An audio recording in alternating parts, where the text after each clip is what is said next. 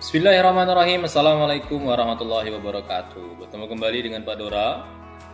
Di pembahasan kali ini kita akan membahas tentang materi pelajaran kelas 5 subbab bulan Ramadan yang indah.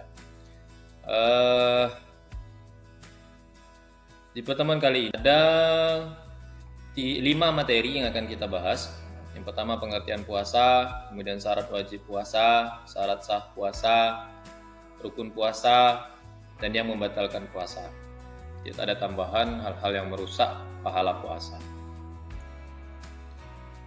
Ini adalah pengertian puasa.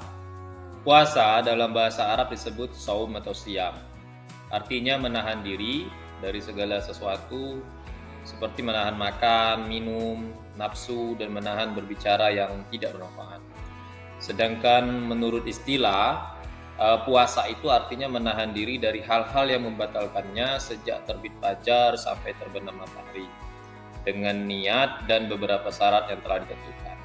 Jika kita memperhatikan pengertian yang diberikan oleh di dalam pernyataan dia tadi, bahwa intinya puasa itu adalah menahan, dan yang ditahan adalah sesuatu yang membatalkannya, baik itu berbentuk makanan, minuman, ataupun hal-hal yang bisa merusak pahala puasa itu sendiri seperti menahan emosi, menahan untuk tidak berbicara yang tidak bermanfaat. Berikutnya adalah syarat-syarat wajib berpuasa. Dikatakan syarat wajib puasa karena ketika syarat-syarat ini terpenuhi, maka kita wajib berpuasa. Artinya, kewajiban puasa itu akan menghasilkan hukum. Apabila kita kerjakan, kita mendapatkan pahala. Jika kita tinggalkan, maka kita akan berdosa. Itu yang dimaksud dengan syarat wajib puasa. Ada 3 syaratnya. Yang pertama, berakal sehat. Berakal sehat ini maksudnya orang tersebut tidak gila ataupun hilang ingatan, mungkin amnesia dan sebagainya. Maka ketika dia berakal sehat dan tidak gila, maka dia wajib berpuasa. Dan itu menjadi salah satu syarat untuk orang yang wajib berpuasa. Yang kedua, balik atau dewasa. Dikatakan balik atau dewasa, seorang laki-laki ditandai dengan mimpi basah dan seorang perempuan ditandai dengan menstruasi atau datang bulan. Maka pemahaman sebaliknya untuk anak-anak, maka dia belum wajib untuk berpuasa.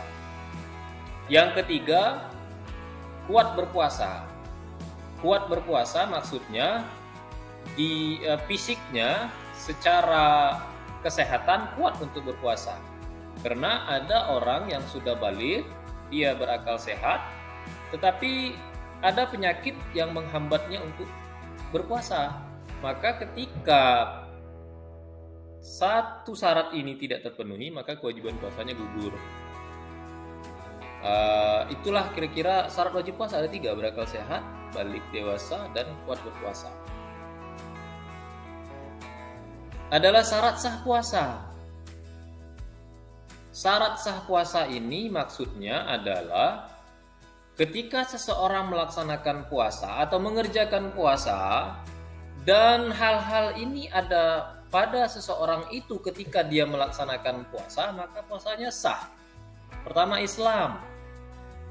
Kalau dia non-muslim atau beragama selain Islam, walaupun dia berpuasa dengan sahur, walaupun dia sudah dewasa, dia kuat, dia tidak gila, tetapi kemudian dia berpuasa, tetapi dia ternyata bukan seorang yang Islam, maka puasanya batal.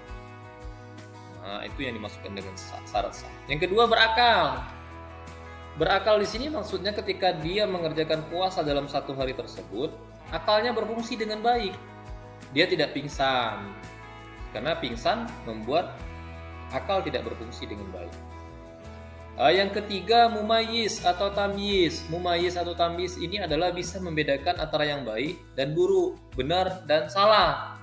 Maka seseorang yang tidak bisa membedakan antara baik dan benar, jelek, buruk dan baik, maka puasanya batal. Contoh, Ketika dia sedang berjalan, dia ketemu dengan batu yang besar atau ketemu dengan benda tajam, beling, kaca, kemudian dia pijak kaca itu. Karena menurut dia kaca itu tidak menyakitkan, maka dia di sini sudah batal puasanya karena sudah tidak bisa membedakan antara yang baik dan benar. Atau ketika dia lihat kotoran ayam, kotoran binatang, dan dia coba untuk mencicipinya, maka itu dia tidak bisa membedakan antara baik dan benar. Kemudian nomor 4, suci dari haid dan nifas. Ini untuk wanita. Ketika seseorang wanita sudah sahur, kemudian sudah berpuasa, tetapi tiba-tiba di siang harinya dia haid atau menstruasi, maka puasanya secara otomatis batal pada hari itu.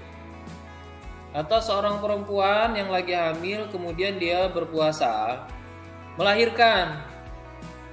Nah, maka ketika darah keluar, darah nifas keluar, maka puasanya batal. Walaupun secara hukum orang yang hamil diperbolehkan untuk tidak berpuasa, dapat keringanan. Yang kelima, dalam waktu yang diperbolehkan berpuasa, karena ada waktu-waktu yang tidak boleh untuk berpuasa. Contohnya saat hari raya, itu tidak boleh berpuasa. Hari tasyrik itu tidak boleh berpuasa. Maka ketika dalam waktu yang diperbolehkan, pada pembahasan kita hari ini adalah pada bulan Ramadan, maka sah puasanya, baru dikatakan dia berpuasa. Itu 5 syarat sah. Islam, berakal, mumayyiz, suci dari haid dan nifas, kemudian dalam waktu ini. Berikutnya, rukun puasa. Rukun puasa ini adalah tertibnya dalam berpuasa. Yang pertama, berniat. Jadi ketika orang hendak berpuasa, hal pertama yang harus dilakukan adalah pasang niat. Baik itu secara lafziyah atau lafaz, maupun mungkin secara harfiahnya dalam hati saja. Dia meniatkan dirinya untuk berpuasa. Dan waktu niat puasa itu harus sebelum waktu tanbih, azan subuh atau fajar, sebelum terbit fajar shodiq. Minimal kalau kita di Indonesia biasanya sudah mengucapkan niat ini setelah selesai sholat tarawih berjamaah, biasanya dibaca secara bersama-sama. Nah, ini untuk mengantisipasi mungkin kesiangan ya. Tetapi untuk yang sudah melaksanakan sahur, maka bisa diucapkan berbarengan dengan ketika waktu makan sahur. Artinya perlu kita garis bawahi bahwa doa sahur, doa niat berpuasa itu seperti yang kita sering dengar, nawaitu shoma ghadin dan seterusnya, dan niat mau makan tetap kita bacakan karena Allahumma barik lana itu tetap sebagai doa makan. Maka niat puasa dan doa mau makan itu tetap kita bacakan. Yang kedua, menahan dari segala yang dapat membatalkan puasa, mulai dari terbit fajar hingga terbenam matahari. Jadi ada 2 rukun. Pertama niat, kemudian menahan diri. Itu saja niatnya, 2 itu saja. Ketika sudah berhasil menahan diri dari sesuatu yang membatalkannya dari terbit fajar sampai terbenam matahari, maka rukun puasa sudah terlaksana. Berikutnya adalah yang membatalkan puasa.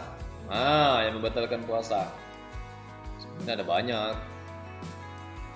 Tapi di sini kita bahas ada 5 seperti yang tercantum di dalam buku paket kelas 5. Pertama, makan atau minum dengan sengaja. Jelas, makan atau minum dengan sengaja maka batal puasanya. Kalau tidak sengaja, maka tidak batal. Maka kata kuncinya adalah sengaja. Dengan sengaja. Yang kedua, muntah dengan sengaja. Muntah dengan sengaja juga membatalkan puasa. Muntah, tapi ketika tidak sengaja, misalnya ada seseorang yang terlalu jijik dengan sesuatu sehingga dia muntah ketika tidak sengaja melihat kotoran mungkin atau sesuatu yang menjijikkan bagi dia, dan dia kemudian muntah, maka puasanya tidak batal, tidak sengaja. Yang disengaja itu mungkin dia korek mulutnya, dia pancing dengan sesuatu yang menjijikkan untuk dia sendiri, kemudian dia muntah, maka ini puasanya batal. Yang ketiga, datang bulan, haid atau melahirkan. Ini untuk wanita atau untuk perempuan. Haid seperti yang kita sampaikan tadi, ya adalah ini untuk wanita ya, darah menstruasi, maka puasanya batal, atau melahirkan juga membatalkan puasa. Yang keempat adalah hilang akal atau gila walaupun sebentar, pingsan, mungkin terlalu stres sehingga dia gila sesaat, juga batal puasa. Yang kedua, yang terakhir adalah murtad. Murtad ini adalah keluar dari agama Islam. Maka ketika seseorang yang sedang berpuasa, orang muslim yang berpuasa, kemudian dia nyatakan dirinya keluar dari Islam, maka secara otomatis puasanya batal. Ada 5 yang batalkan puasa. Lain daripada itu, sebelum kami tutup, bahwa ada juga hal-hal yang tidak membatalkan puasa tapi menghilangkan pahala puasa, artinya merusak pahala puasanya. Apa itu? Adalah mengerjakan sesuatu yang dibenci oleh Allah Subhanahu wa taala, kemudian tidak mampu menahan emosi, kemudian tidak mampu menahan nafsunya dari sesuatu yang kira-kira merusak pahala puasanya. Tidak bisa menjaga lisannya, itu juga merusak pahala puasanya. Mungkin itu pembahasan kita pada pertemuan kali ini. Mudah-mudahan bermanfaat bagi anak-anak dan pendengar semuanya. Ada yang kurang berkenan kami mohon maaf. Ketemu lagi kita di pertemuan berikut. Terima kasih.